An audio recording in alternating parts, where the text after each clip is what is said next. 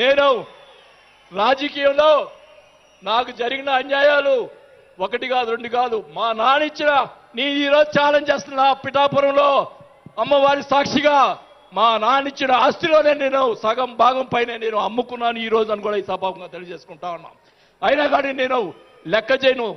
నాకున్నటువంటి ఇది కూడా నాకున్నటువంటి మా వియ్యంకుడికి నాకున్నటువంటి ఆస్తులు కూడా జగన్మోహన్ రెడ్డి గారు కాజేశాడని కూడా ఈ సభాముగా తెలియజేసుకుంటా ఉన్నా.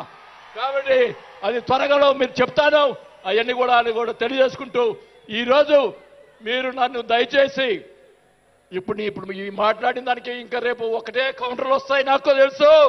ఛాలెంజ్ చేస్తున్నా, నేను ఇది కూడా ఛాలెంజ్ చేస్తున్నా. చంద్రబాబు నాయుడు గారు కూడా అడుగుతా ఉన్నా, మొత్తం మొన్న జరిగినట్టు ఉన్నటువంటి ఎమ్మెల్యేలు అందరి మీద ఎంక్వైరీ నా మీద కూడా సహా ఎంక్వైరీ చేయండి. ఎవరు అన్యాయం చేశారో, ఎవరు తప్పులు చేశారో, ఎవరు కొట్టు సంపాదించారో మొత్తం బయట పెట్టాలని కూడా ఈ సభగా తెలియజేసుకుంటా ఉన్నా. ఈ ఉక్రోషం ఈ బాధ నాకు తెలుసు, మా కుటుంబానికి తెలుసు.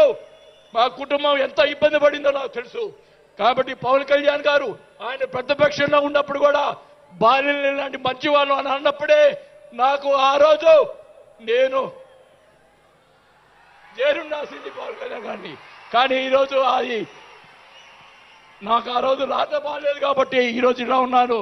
నాకు పోయినా పర్వాలేదు కానీ నేను ఆయన సేవ చేసుకున్నాను. కానీ నా కోరిక నాకు రాజకీయ పదవి వచ్చినా కాబట్టి నాకు ఒక కోరిక ఏంటంటే పవన్ కళ్యాణ్ గారు నాకు మాట ఇచ్చాడు సినిమా తీస్తానని.